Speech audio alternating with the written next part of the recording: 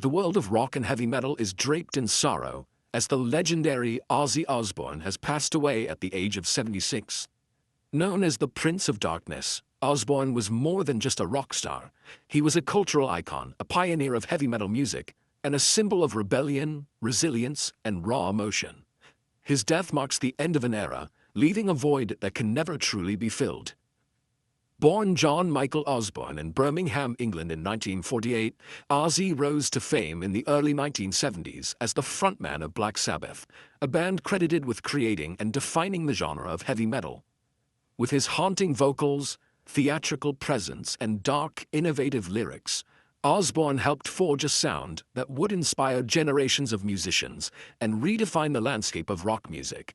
Songs like Paranoid, War Pigs, and Iron Man became anthems for those disillusioned with the world around them, echoing themes of war, madness, and existential fear.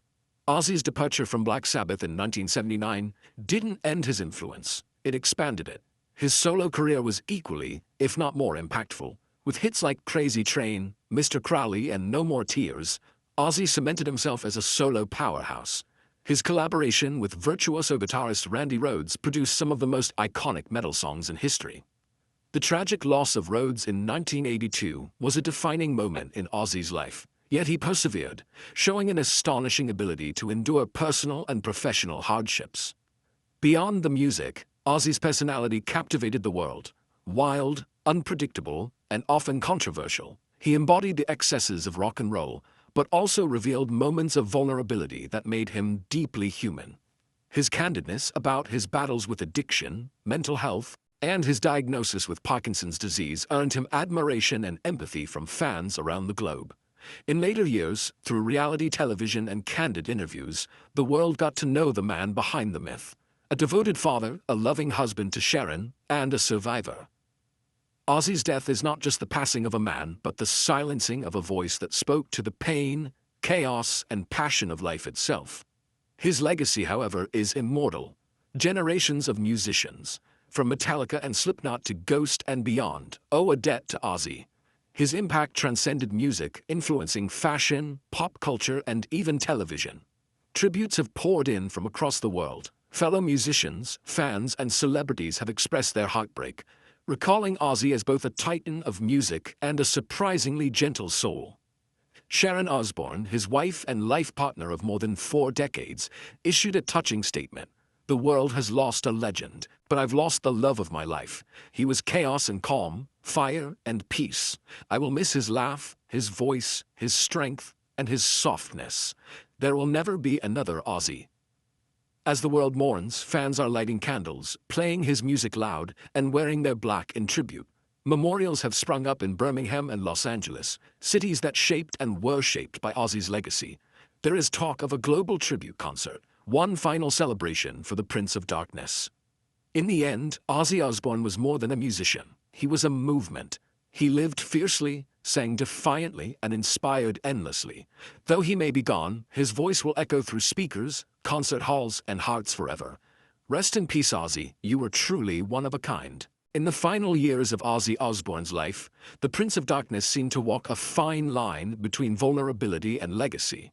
Though weakened by years of health struggles, from his Parkinson's diagnosis to multiple surgeries, the fire that had fueled his decades-long reign over heavy metal never fully dimmed. Friends and close family members, particularly his wife Sharon and children Jack and Kelly, often spoke of Ozzy's eerie intuition. In the months leading to his death, Ozzy confided in those closest to him that he felt his time was coming. He wasn't afraid, just certain.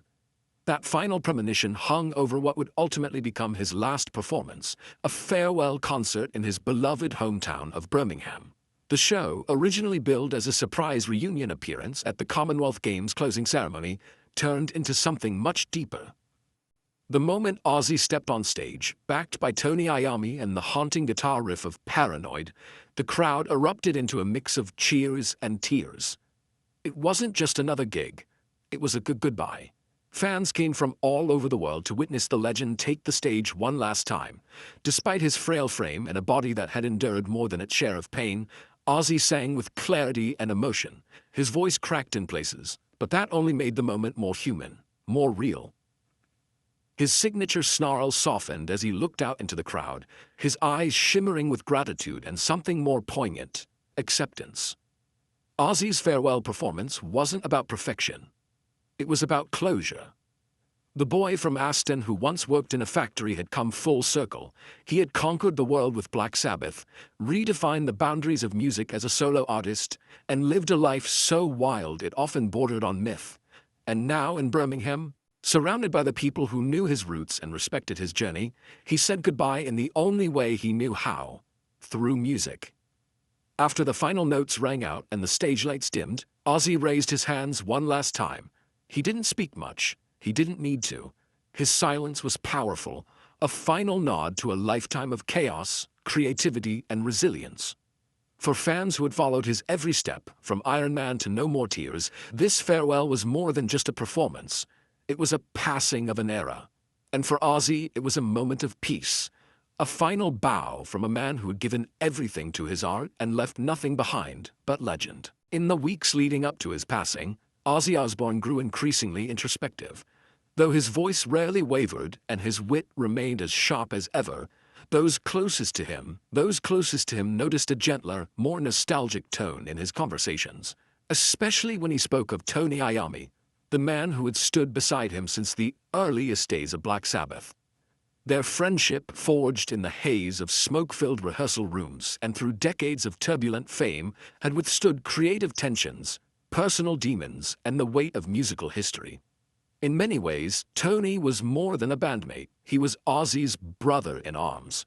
Though the two had drifted slightly in recent years, more due to health and circumstance than any falling out, they remained quietly bound to one another. Ozzy once said in an interview, "Tony is the riff in my life." That sentiment rang true until the very end.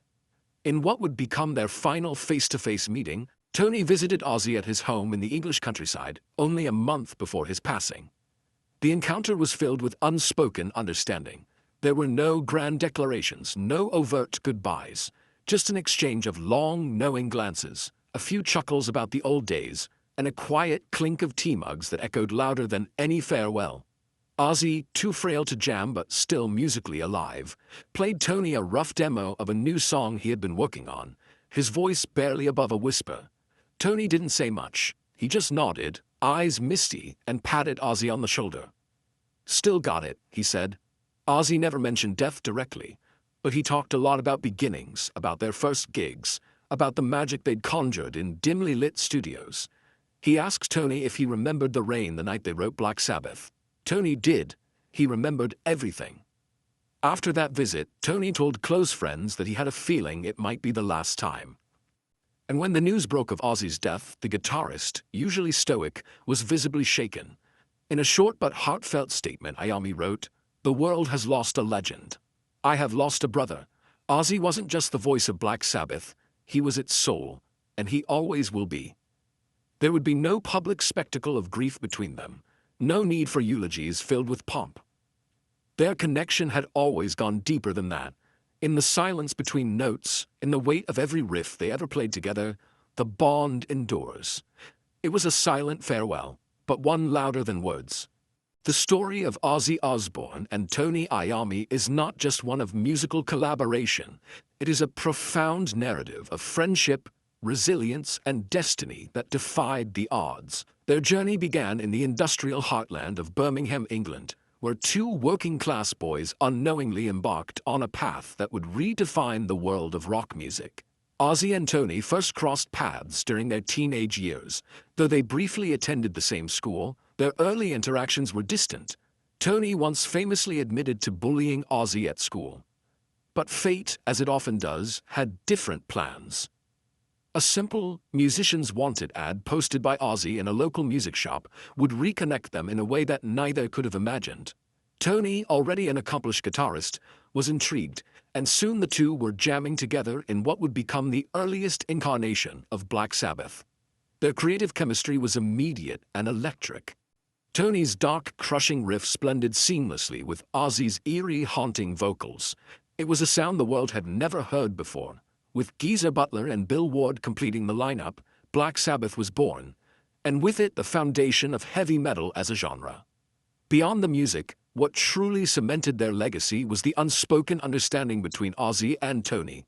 Tony, ever the calm and focused leader, often served as the grounding force to Ozzy's erratic energy and wild spirit. While their personalities couldn't have been more different, their bond ran deeper than the chaos around them. Through years of fame, addiction, breakups, and reunions, the friendship endured. Even when Ozzy was fired from the band in 1979 due to his substance abuse, it was a painful decision for Tony, one born out of necessity, not betrayal. Decades later, time and sobriety would heal old wounds. The two men reunited on numerous occasions, with the 2011 reformation of Black Sabbath being one of the most emotional and triumphant moments of their shared history. Together, they recorded the album 13, which debuted at #1 in both the UK and US charts, a fitting full-circle moment for a band that once terrified radio stations. Offstage, their bond remained just as strong. Tony stood by Ozzy through health scares, while Ozzy offered unwavering support when Tony battled cancer. They were more than bandmates, they were brothers, forged in steel and sound. Their final collaboration, during the 2022 Commonwealth Games closing ceremony in Birmingham, was not only a musical highlight but a symbolic homecoming. Standing side by side, aged but unbroken, they roared through Paranoid to a crowd that spanned generations. It wasn't just a performance, it was a farewell from two legends to the city that birthed them. Now, with Ozzy's passing, the world has lost an icon. But for Tony Iommi, the loss runs far deeper. It is the end of a brotherhood that spanned nearly 6 decades, a partnership that shaped the sound of an era and changed the face of rock forever. Their friendship, immortalized in riffs and memories, will echo through time. The story of Ozzy and Tony is one of loyalty, artistic passion, and an unbreakable bond that proved even heavy metal has a heart. The story of Black Sabbath is more than just the tale of a successful rock band. It is the genesis of an entire genre. In the late 1960s, when psychedelic rock and blues-inspired guitar riffs dominated the airwaves, a group of 4 young men from Birmingham, England, emerged with a sound that was darker, heavier, and utterly transformative. With Ozzy Osbourne's haunting vocals, Tony Iommi's thunderous guitar riffs, Geezer Butler's brooding bass lines, and Bill Ward's relentless drumming, Black Sabbath didn't just play music. They forged a new sonic language that would become known as heavy metal. Their journey began with a shared restlessness and a desire to break free from the working-class shadows of industrial Birmingham. The city, scarred by factories and soot-covered streets, lent a bleakness to their early material. That gritty reality was captured in their lyrics and sound, apocalyptic, ominous, and unapologetically raw. Their self-titled debut album, Black Sabbath, released in 1970, would go on to shock the musical establishment. The opening track, with its iconic tritone riff and rain-soaked bell tolls, set a tone unlike anything heard before. It was sinister, it was powerful, it was revolutionary. With Paranoid, released just months later, Black Sabbath solidified their place in rock history. Songs like War Pigs, Iron Man, and the title track became anthems for a disillusioned generation, facing the anxieties of war, nuclear threat, and existential dread. Ozzy's voice, vulnerable yet commanding, became the soul of this new genre, while Iommi's guitar work provided its spine. Each member of the band contributed to the foundation of heavy metal, but it was their chemistry as a unit that made it transcend. Heavy metal was not simply a musical style. It was a rebellion, an attitude, and a form of catharsis. The themes explored by Sabbath, madness, doom, alienation, spoke to listeners who felt misunderstood or marginalized. As the world shifted through the 1970s, Black Sabbath's unflinching willingness to confront darkness made them both pioneers and prophets. Their music was the howl of a generation staring into the void. Over the decades, countless bands would cite Sabbath as their greatest influence: Metallica, Iron Maiden, Slayer, and even newer generations like Slipknot and Mastodon. The genre branched out into subgenres: doom, thrash, death, black metal, but all roads eventually led back to Sabbath. Their innovations in tone, lyricism, and structure were foundational, and their legacy remains etched into the DNA of rock and metal music. Perhaps what made Black Sabbath's birth of heavy metal so significant was its authenticity. They didn't set out to create a genre. They simply played what felt real to them. That authenticity, combined with musical mastery and unrelenting vision, created a movement that would span continents and generations. Even as Ozzy and Tony walked away from the stage for the final time, their influence continues to roar through amplifiers worldwide. In mourning Ozzy's death, the world doesn't just grieve a vocalist. It grieves the man who helped spark a cultural revolution.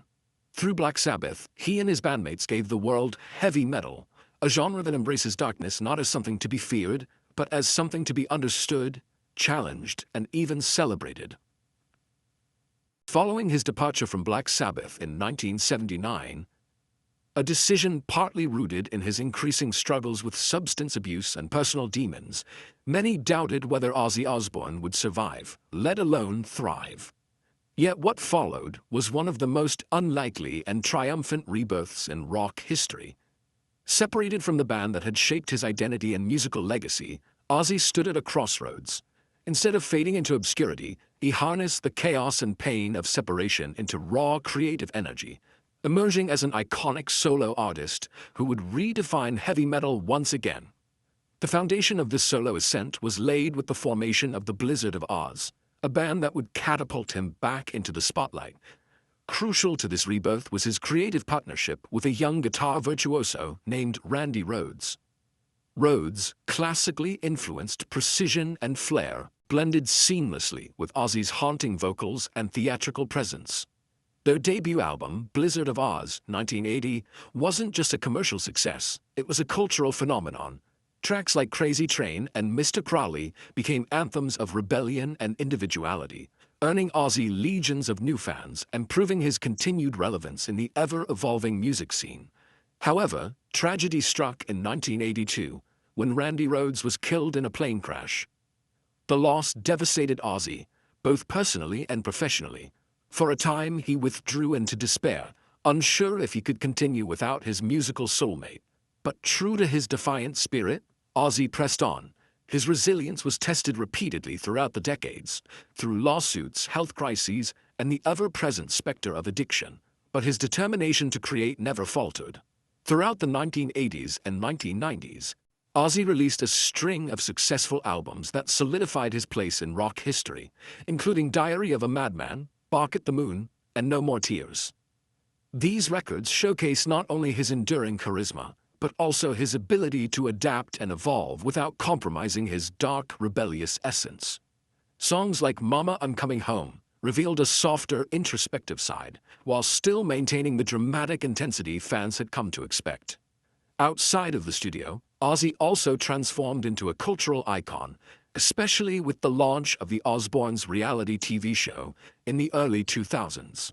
The show introduced him to a new generation, portraying him not only as the Prince of Darkness, but as a confused, lovable father, navigating domestic life with characteristic eccentricity. It was a surprising turn that added warmth and humanity to his mythic persona. In every phase of his solo journey, Ozzy Osbourne embodied the spirit of heavy metal. Defiant, wounded, unfiltered, and immortal, he showed the world that artistic rebirth is possible even in the darkest moments.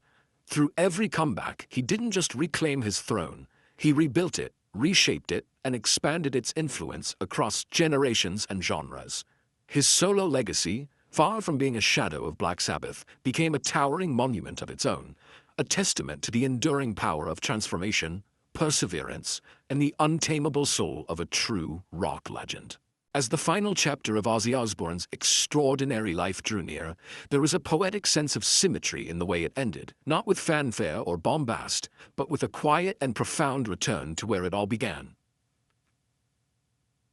Back to the Beginning wasn't just a name for a tribute concert or a farewell tour. It was a spiritual and symbolic gesture, a last embrace of the roots that made him a legend. In the weeks leading up to his passing, Ozzy had been reflecting more than ever. Friends and close collaborators recalled how he often spoke about Aston, the working-class district in Birmingham where his journey first started. He'd revisit old memories of teenage rehearsals, grimy pubs echoing with experimental riffs, and the thrill of discovering his voice. A voice that would later define an entire genre. The phrase, "Back to the Beginning" was first uttered by Ozzy himself during a private conversation with Sharon, his wife and lifelong partner. "I don't want to go out on a big stage somewhere far away," he said. "If I'm going to say goodbye, I want it to be where my soul was born." With that, the Osbournes and longtime friend Tony Iommi quietly planned a tribute that would be held not in arenas or stadiums, but in the heart of Birmingham. The intimate event was kept away from media spectacle, a quiet gathering of friends, family, and a few musicians who had been part of Ozzy's journey. Under dim lights in a local hall where Ozzy once performed in his youth, acoustic renditions of Black Sabbath classics filled the space. No distortion, no pyro, just raw music and emotion. Tony Iommi strummed gently on his guitar while tears welled in his eyes as he played Changes, a song that now bore even heavier meaning. Ozzy, though frail, insisted on singing one final time. His voice cracked, yet it carried the depth of 1,000 stories. "Mama, I'm Coming Home" wasn't just a hit song anymore. It was a farewell, a love letter to his fans, and a reminder of his humanity beneath the icon. After the final note faded, there was no applause, just silence. Heavy, respectful silence. In that moment, Back to the Beginning became more than a goodbye. It was a full-circle return, to his hometown, to his roots, to the friends and riffs that started it all. It was Ozzy reminding the world that even gods of metal are born from humble places and leave this world not with thunder, but with echoes of a life lived loudly and honestly. Ozzy Osbourne may have left the stage for the last time, but through this tribute, he reminded the world that true legends don't vanish. They become part of the very foundations they helped build. As the world mourns the passing of Ozzy Osbourne, one of rock music's most iconic figures, it becomes clear that his legacy is far more than the sum of his electrifying performances or notorious controversies. Ozzy was a force of nature, a bridge between generations, a symbol of rebellion, and, above all, a creator of a genre that reshaped music forever. Yet, in the silent moments that followed the announcement of his death, no tribute rang louder or struck more deeply than the one that came from his lifelong friend and bandmate, Tony Iommi. Tony's farewell was not loud or theatrical. It was tender, heartfelt, and filled with a depth of emotion that can only be forged through a bond spanning over 6 decades. In a moving statement shared with fans and the press, Tony wrote, "Today, the world lost a legend, and I lost my brother. From the halls of Aston to the stages of the world, we walked together through madness and music. He was the voice of Black Sabbath, the heart of our chaos, and the soul of our sound." Their friendship had been tested by time, distance, fame, and internal turmoil. But despite band breakups, personal demons, and long silences, the connection between Ozzy and Tony remained unbroken. It was rooted in something pure, the love of music, the spirit of brotherhood, and an unshakable understanding that they had created something eternal together. Tony Iommi's final words were not only for Ozzy, but for all who listened, lived, and breathed the music they made together. He described how in their last phone call, only weeks before Ozzy's passing, they spoke not of fame, fortune, or regrets, but of laughter, their old neighborhood, and the surreal joy of seeing young kids still wearing Sabbath t-shirts. Ozzy had said, "We've done something right, Tones," to which Tony had simply replied, "More than right, mate. We changed the world." At Ozzy's private memorial, held quietly among family, close friends, and a few former bandmates, Tony stood before the crowd, guitar in hand, and played a slow, bluesy rendition of Planet Caravan. No words, just music. Just a final tribute, one last song for his friend. As fans continue to light candles, blast war pigs from their speakers, and raise devil horns to the sky. Tony Iommi's farewell reminds us that Ozzy's story is not just about fame or infamy. It's about friendship, resilience, and an unmatched legacy of sound and soul. Though Ozzy has left the stage, his echo will never fade. His voice, his madness, and his magic will forever be a part of the world he helped shape. Rest in power, Ozzy Osbourne, the Prince of Darkness, the pioneer, the legend.